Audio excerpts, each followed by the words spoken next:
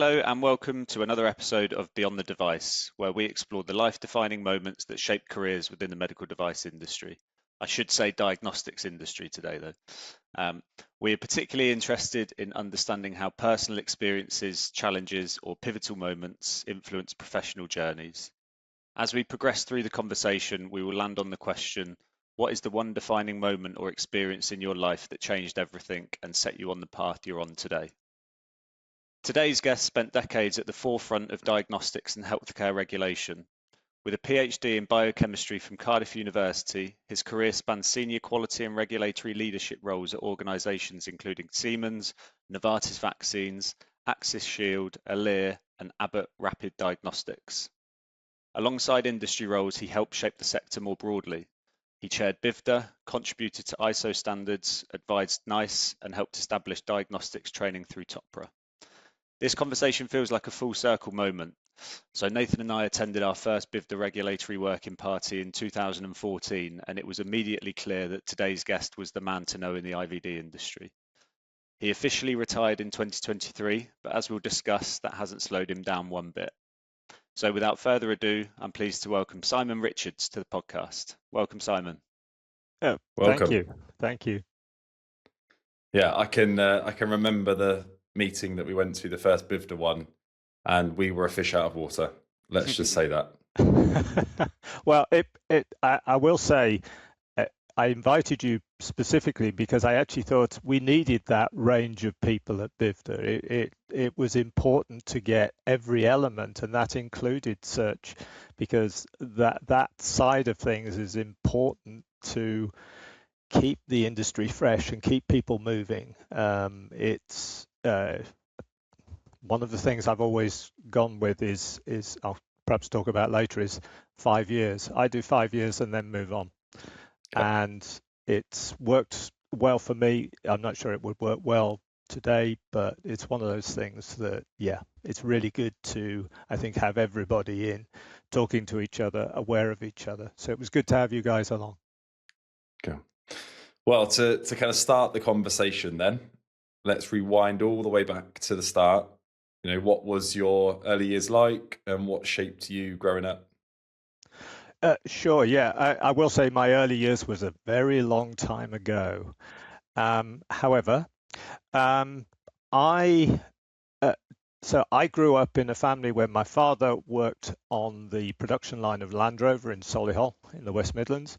My mum was a housewife who later went on to actually set up her own business, sort of pet business, and then actually had her own kennels. I say it's the only way I could live is in a kennels, but it's one of those things.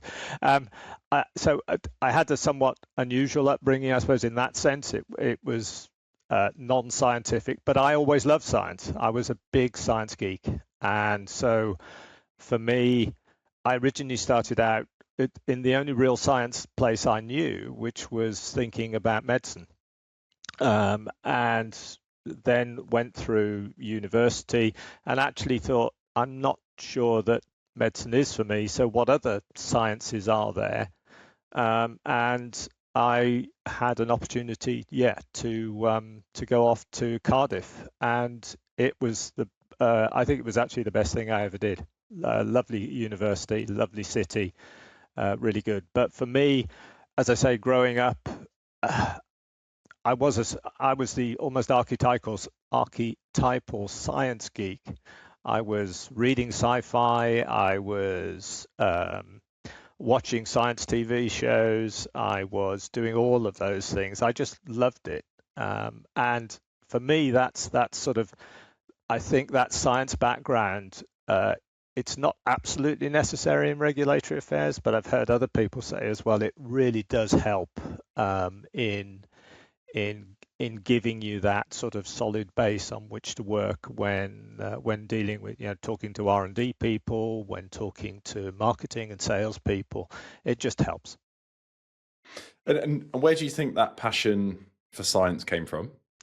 I think I like, I'll call it the structural elements, if that makes sense. It was perhaps living in a sort of household that was a little sort of, we were doing lots of things that sometimes it was just nice to have that sort of, I'll call it the solidity of science, that structure around it, and to be able to understand things and to see how things were put together. And I love all that. I love the sort of building things. And I suppose I sort of scratch that itch through building processes, often building systems. Where perhaps there wasn't something. So for me, it was just always there. It was just one of those things that really came through, and I really sort of thought, yeah, this is what I like. It's sort of things that I can work on and achieve something in. And can you give any examples of systems that you were trying to build or apply? Well, I think for me, systems, I mean, the TOPRA training was one that for me, just putting something together later on. But as a child, it was just more, it was things like models and things like that I just loved doing. I loved sort of putting things together, seeing how they went together, seeing how they came apart. Because of, obviously, with my father in the motor industry, as it were, cars, taking cars apart and sometimes putting them back together, although not always so. I did once offer to service an old car, what was called an Austin A40, and then managed to put a new oil filter on it, but not get it fully on the right way. So it then proceeded to dump all its oil when the owner came back for it, a friend of ours. The owner came back for it, and I dumped a load of oil over the driveway, to which he wasn't best pleased. But it did teach me something, which is that sometimes you do need to maybe check things and talk to other people. My brother actually, he has his own garage business, and he similarly, he's the sort of person I would talk to on these things. And I on this one, I thought, no problem, I can do this. It wasn't quite as easy as I expected, shall we say. I thought I'd got it. I'd done other changes, no problem. But this one, just a bit different. It's incredible how many guests we've had on that speak about their fathers and cars, and that kind of being the first eye-opener to engineering and then what that then becomes. So maybe a similar sort of influence there. Absolutely. I mean, I do look at my car today and think, I'm not sure I could. Yes, weirdly, I still do try and alter things, but I have to plug things into ports now to get error reports out, rather than looking at and listening to car engines and thinking, yeah, that's misfiring on, I think, cylinder 3, something like that, and maybe the plug lead's not right and things like that. You just don't get that anymore. So in some ways it's different, but I did enjoy that sort of early training, if you like, in how to look at things, fix things, and think logically about things as well. And you said that medicine was the only route that you saw viable with regards to science. Was you aware of life sciences, diagnostics, medical devices, medtech? Was that world even there before? Absolutely not. No. Absolutely not. To me, it was, you went to the doctor. Yeah.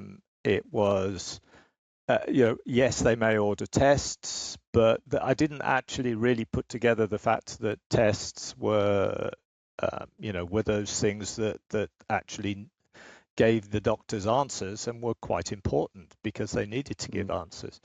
But no, for me, science, and I love the science, but no, I didn't really sort of have that knowledge. As I say, I was just sort of, for me that worked, but no, beyond what the areas that I knew, that was it. So for me, it was medicine. And presumably regulatory affairs was nowhere near your mind. Absolutely not. I can No. safely say that if you'd have told me many years ago, over 30 odd years ago, that I'd be involved with and loving regulatory affairs, I would have said absolutely not. It wasn't. But remember, if back in when I started in the 90s, there really wasn't that much in the way of anything. If we think of ISO 9000 now, it didn't exist. It was a thing called BS 5750, which you say to people today, and they look exactly like you two guys look. They say, "What's that?" It's so again, there was that, I suppose, that change element coming in constantly. That these things were growing. There was this thing called the FDA across in the States, who in 1976 had set up these regulatory things, but it didn't really it wasn't really until I moved into my first role that really became something that I was even aware of. And it's actually something later on that when I was in Axis Shield, I was, and really sort of almost from the top point of view as well, but it's important, I think, that regulatory affairs gets out into universities, that actually gets talking to people and saying, look, this is a very viable career, and it's important. And even in these days of AI, it is still, we will still need people, we will still need brains, we will still need intelligence, and we will still need regulatory intelligence and activities that can be supported, but still need people to be coming into them as a career, and maybe starting that earlier, as they come out of university. I think we've seen this shift. Sorry, Nathan. Even in the last 12 years that we've been recruiting into the industry, the main skill sets that we've focused on is quality and regulatory affairs, and the demand for that talent during that period for so many different reasons. I compare regulatory affairs with recruitment. Nobody ever grew up knowing they wanted to work in recruitment or in regulatory affairs. You kind of fall into it because you've got some interest or skills, like fixing things, building processes. But in the IVD industry, it's maybe with a background of science. In the medtech industry, maybe it's a background in engineering, and you find your way. But there are clearer paths now. Even when I explain to people what we recruit, I say to people, they should teach this in school. They should say that there is a lack of talent in this area. We need to get people in this direction, and it is as you say, a viable career. So before you got onto all of this, and we'll talk about where you've worked and some of the turning points there. But when we ask the question, think of a defining moment that set you on the path you're on today, where does your mind take you? So the first one, and I will say I've probably had two of them, but the first one that really sort of changed my life was when I was about 17 years of age, and I was in I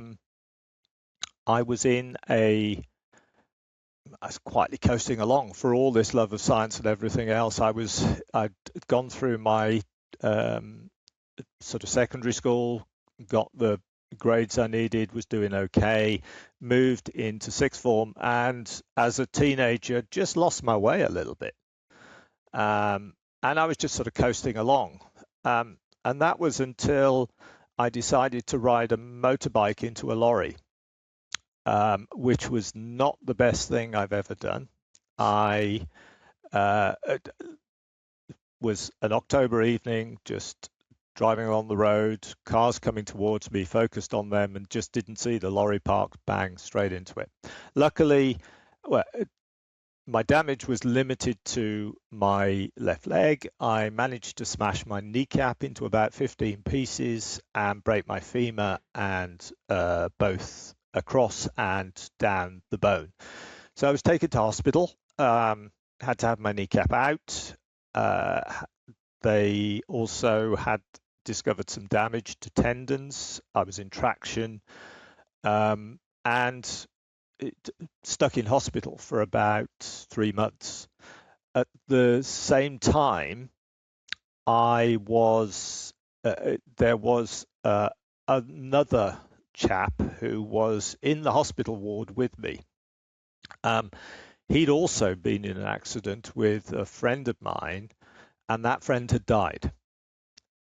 So we had the two of us there, and I think at that point it really sort of jolted me a bit, to say the least. It really sort of gave me a slight, if you'll excuse the expression, a bit of a kick up the backside to really sort of think, hang on, Simon, you need to maybe have a think here and just try something different, and or rather just apply yourself a bit more. And that for me was where I really was, because I thought at the rate I'm going, this is all going to go away. And it was then that I sort of came back in the following year. So I lost about, as I say, 3-4 months of education. And they said I could come back for the following year. So luckily I did. I was able to get the grades to go off to do my science at university. But I really think if I hadn't done that, I'm not actually sure what I'd be doing. It really was one of those moments in your life where you think, where it just makes you think. I will say I don't recommend it. There's easier ways. There are much easier ways, and I'm still, managing the issues today. But it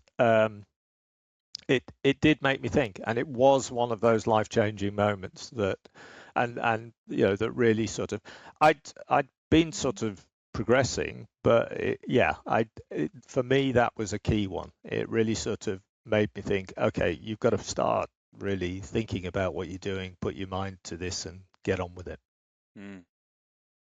So you were in hospital, you said, for 3 or 4 months, which gave you that time to think.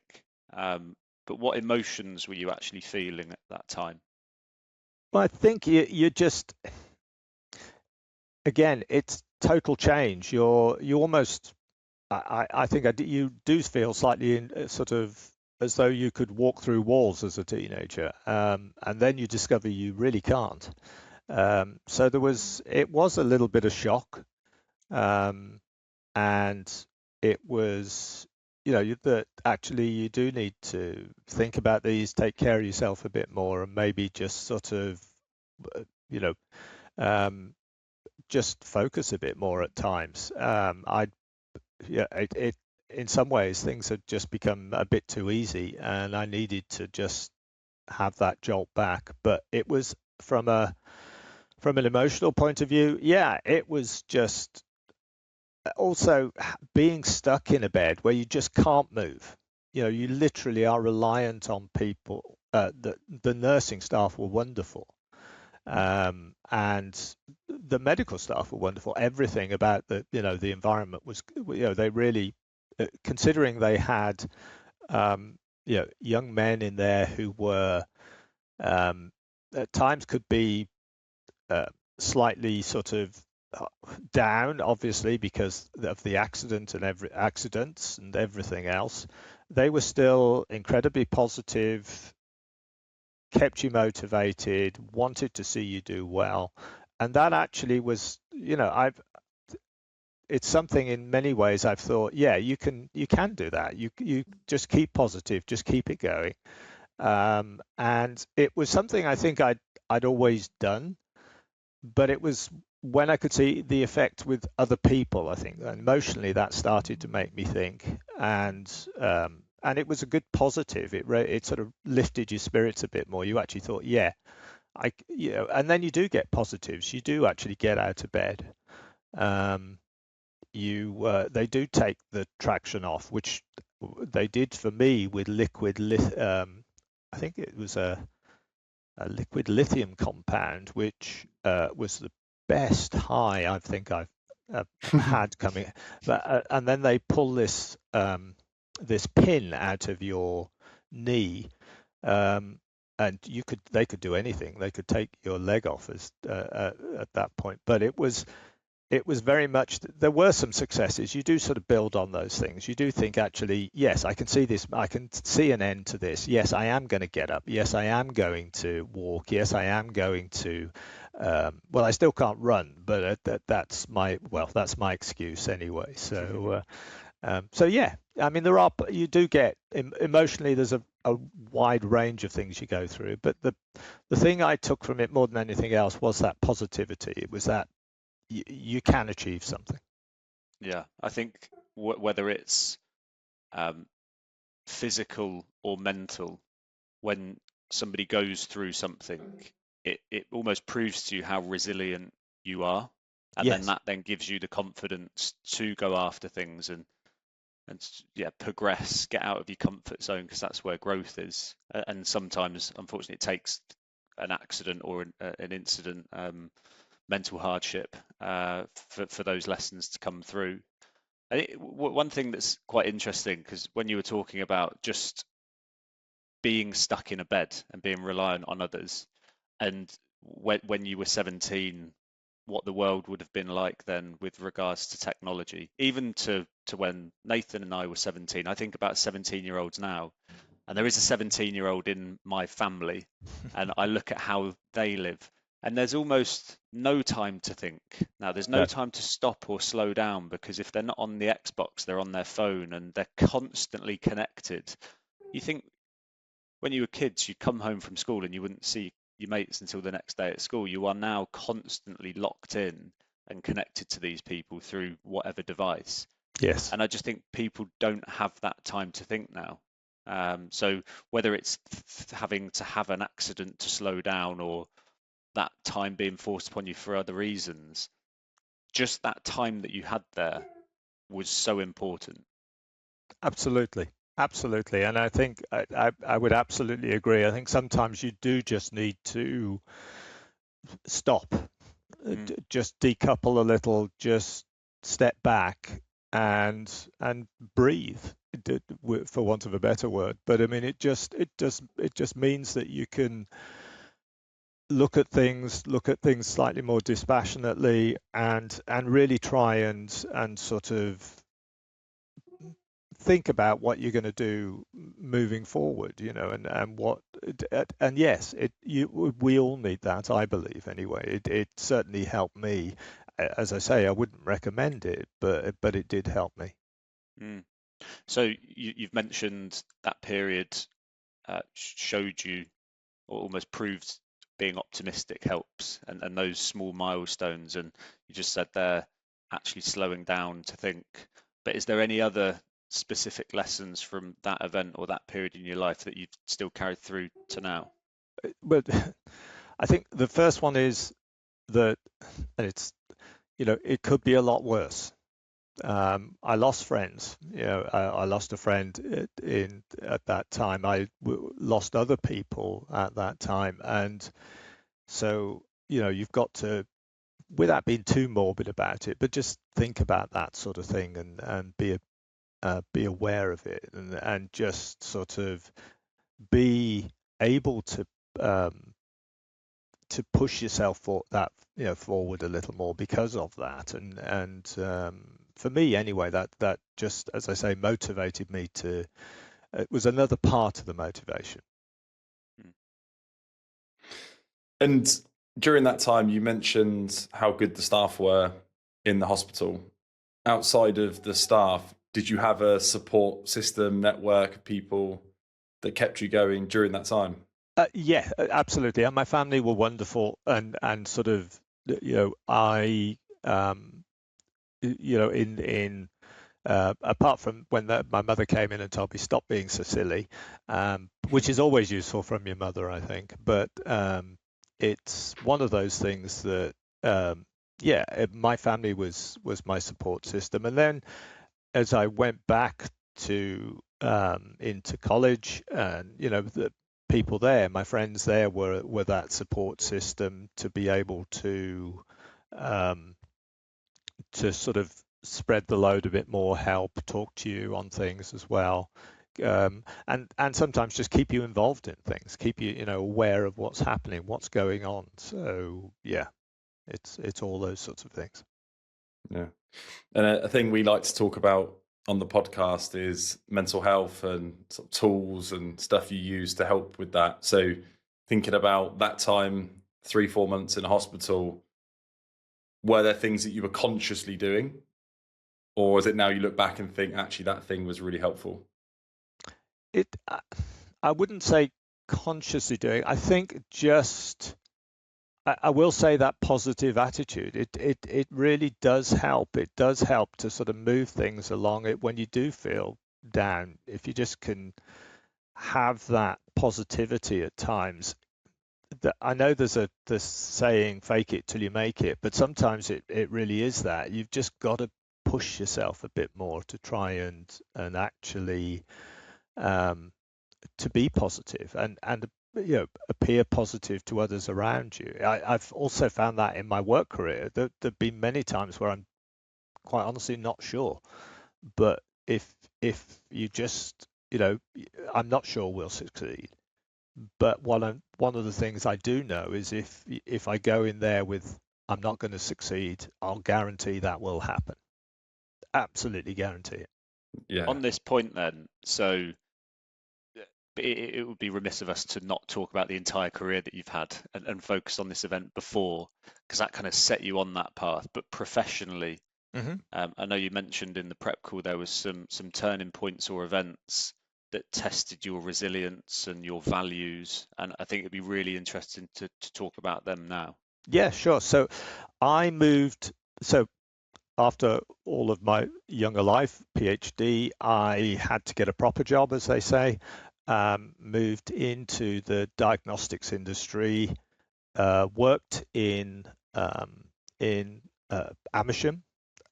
Also saw another element of Amersham International, as it was those days, which then became Kodak International, which then became Johnson and Johnson. So 3 companies within 8 years, and that's also been the story later in my career. So one of the things you can be absolutely sure is you'll go through change, but that change actually can be a good thing. I then went to what was then DPC in North Wales, later became Siemens. And again, after I did about 5 years there, and then I was thinking, I bet quality systems and in pharma will be better. I didn't fully know what better was, but I thought, let's go and try it. So I moved to Novartis Vaccines. Well, it again, it was actually a company that managed to change its name in the time between when I was recruited and then actually arrived at the plant. So it managed to go from one company, Powderject, to a company called Chiron, and eventually became Novartis Vaccines and Diagnostics through acquisitions, which has been the story throughout. But that plant in Liverpool made flu vaccine, and it made flu vaccine using a very old-fashioned process using eggs. And it was the source of half of the flu vaccine for the United States of America. Now, this was in the early noughties, and I went in there. I was there, to head of European quality systems. And I thought, right, I can see this, see what's happening. And then literally the world or rather the floor fell out of the world. We had a sterility issue, and that pulled an inspection by the FDA and the precursor of the MHRA in a unprecedented joint inspection, and they shut the place down. And then after that came a period where we had to fix things, and I was pulled in as the sort of quality head, and then again, I remember to this day standing in front of an auditorium with about 400 to 600 members of staff, basically trying to convince them they weren't going to lose their jobs. because we had a plan to be able to put the factory back to something that would work. And it isn't until you go through those type of events and it actually then starts to really come home to you that this is people's jobs as well. It's people's lives, it's people's, it's their families, it's their experiences, it's all of those other things. And that's why what we do is important. And yes, it was I think it was about a 4 to 6 month program, if I remember rightly, that we had to go through. And there were some hugely tough times, hugely tough, when things didn't work. We couldn't get the right sort of equipment in, all these sorts of things. And it really brought home to me how that, if you like, that positivity, I won't say naivety, because you know that that's not that level, but you just being positive and pushing forward and finding answers and looking at things to try and come up with answers. That was, again, just really showed me, firstly, that one, could I cope with that? And the answer was yes. And secondly, could I not only cope with that, but could I push forward and bring out ideas and actually, I won't say thrive, but work within that environment to really deliver something? And that answer was yes. And that for me was, again, I thought, if I can cope with this, the stress of this, the the pain, the arguments you had with people, this was not a friendly environment. If I can go through that and still come out and we get this done, and the following year the vaccine was there, it recovered. Yeah, I mean, it's also, I mean, it's given me some great stories. It's the only audit I've ever been in where they had to tell the White House the results of the audit before they announced them. Wow. So it's good, but it was a hell of an experience, and one that you just think afterwards, okay, this is teaching me something. If I can cope with this, IVDR is easy. I was going to say, you almost came to the end of your career at the peak of IVDR and then COVID. You just sort of went out on a high. Well, you don't want to get bored. That's what I say with career. But yeah, IVDR I think was certainly that one, because I mean I was looking back through some old notes, and I've got the sort of the early stuff from 2012 when we were talking about IVDR, before it, and then it sort of came through obviously in 2017. So, but all of that sort of stuff, and again, the unknown elements of it, we'd spent so long in that previous situation, and in many ways it was like the situation back in Liverpool, where people had done it like that for so long, and you were now saying to them, no, you've got to, we've got to move things forward, and we've got to, but this is what we can do. This is the benefits of it, but this is also the pain of it as well. This is where we're going to have to do things differently. And yes, it was very much in that sense. I thought with IVDR, I thought, yeah, okay, we can do this. It's not impossible. It does need a very, very detailed plan, but yeah. And so, I mean, COVID as well. COVID was just, I was lucky by that stage that really it was more trying to talk to regulators, and because nobody really knew how we would get through that time. You were worried about family, obviously, as we all were.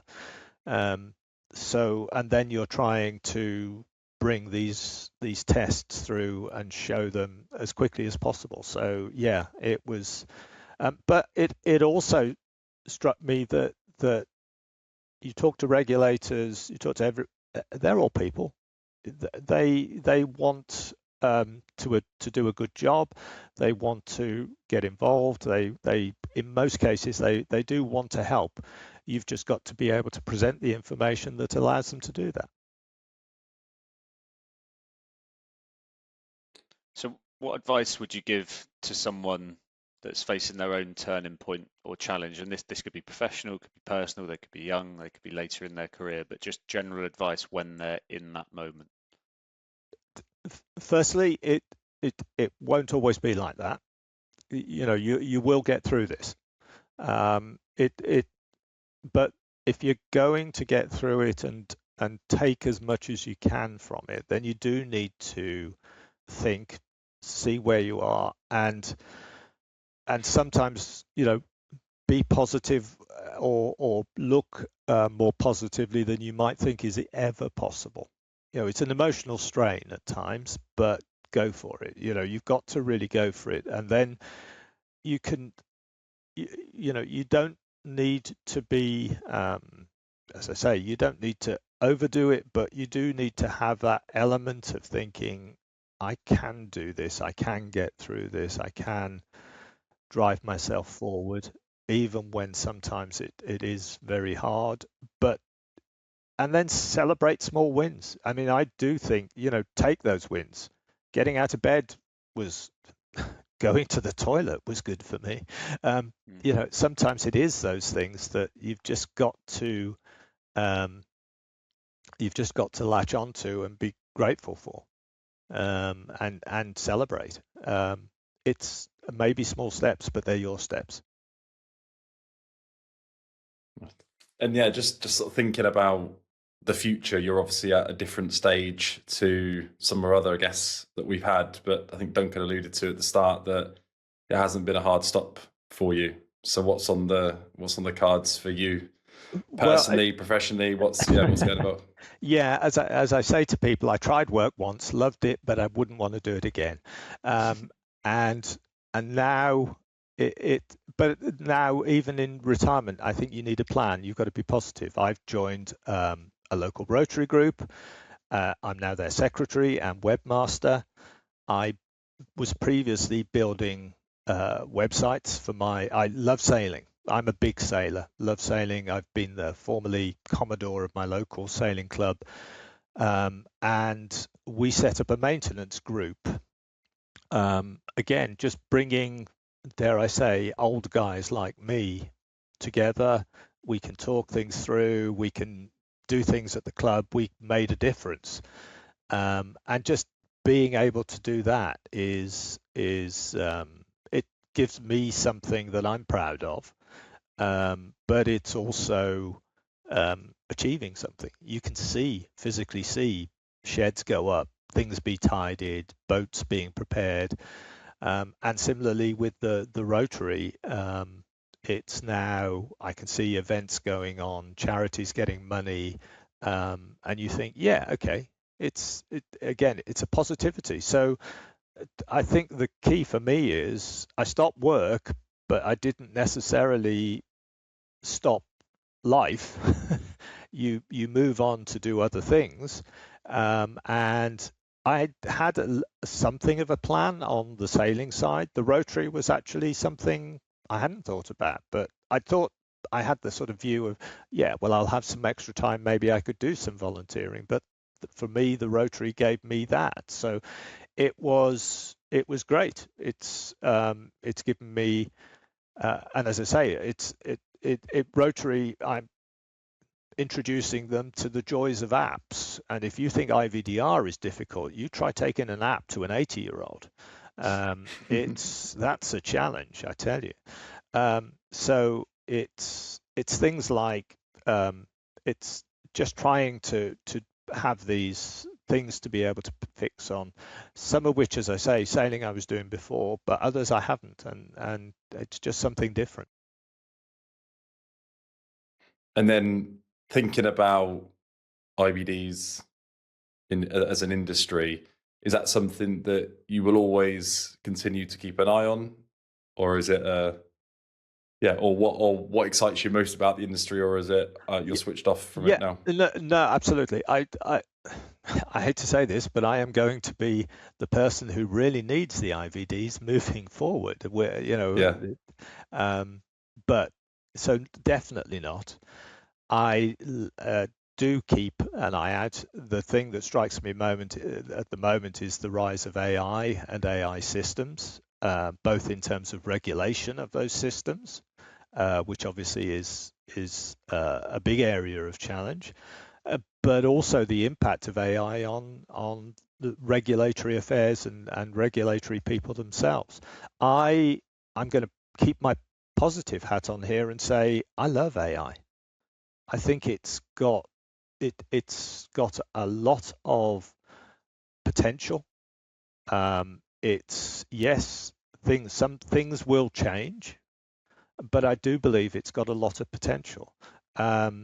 It's the sort of thing that you can start to think around, well, what could I do with AI? Well, I've thought of my regulatory intelligence in this way. If I pull these things into it, put it into the system and say, is there anything else I should be looking for? Or maybe I do these reviews every 6 months. Actually, can I do that every 12 months? Can the systems look at it and say, well, actually, there's not been that much significant change. It could reduce workload, I think, in some places. So I think there's options. There's options out there, and I think that for me, that area, people see it as something of a negative. I actually don't. I think it's just another tool in our toolbox. It's still necessary you still need to be able to ask an AI the right questions. And I think you'll still need to do that for a significant amount of time. And to get those questions, you're going to need trained regulatory professionals. And they're going to need to have the experience to be able to do that. So for me, that is the one area that actually I'm I won't say weirdly for me, but weirdly positive about, whereas other people would perhaps be negative about it, because I think it's another tool in the armory of regulatory affairs professionals. I think also, I'm actually quite interested to see how they apply AI to the customer information coming in from the marketplace and post-market surveillance. I think that in itself will be a huge area where we'll see some benefits. And actually the integration of that into regulatory systems and the sort of circular regulatory systems, I think in terms of feeding that back into the development of new products, holds huge potential. So I really do think that we've got good options out there. Am I pleased to see the latest changes to IVDR? I wish they'd done them perhaps a little earlier. But yes, that as well. I think it's good to see regulators perhaps take a different view to regulations and what we need to do. So that's good. I still... the one thing I can stop saying now is that there aren't enough, I believe, I think there aren't enough notified bodies, because I think they've finally got numbers that are reasonable. So I still try and keep an eye out there. And would I recommend regulatory affairs to people starting out today? Absolutely. I think there's loads of potential there. I think people like me are not necessarily going to see it, and we do need to bring different people in and different views to see things. I've said that with people in my organization throughout, is that, look, what's your view?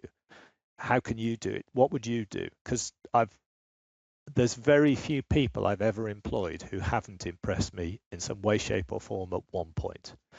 And that's because you give them the opportunity. And if you can do that and bring young people in and develop them through regulatory affairs, then you have a powerhouse to take us through. So sorry, I shall get off my soapbox now.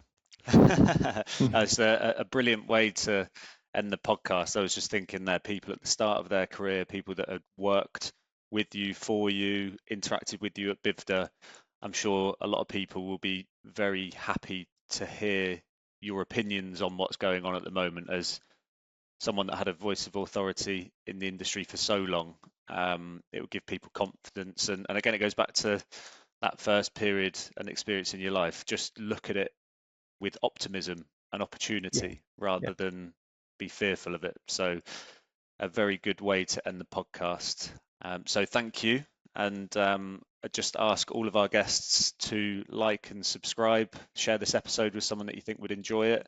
And if you think that you've got a story to tell, please reach out to myself and Nathan, and we'll be back soon with another episode of Beyond the Device. So Simon, once again, thank you very much. Thank you, Simon. Absolute pleasure.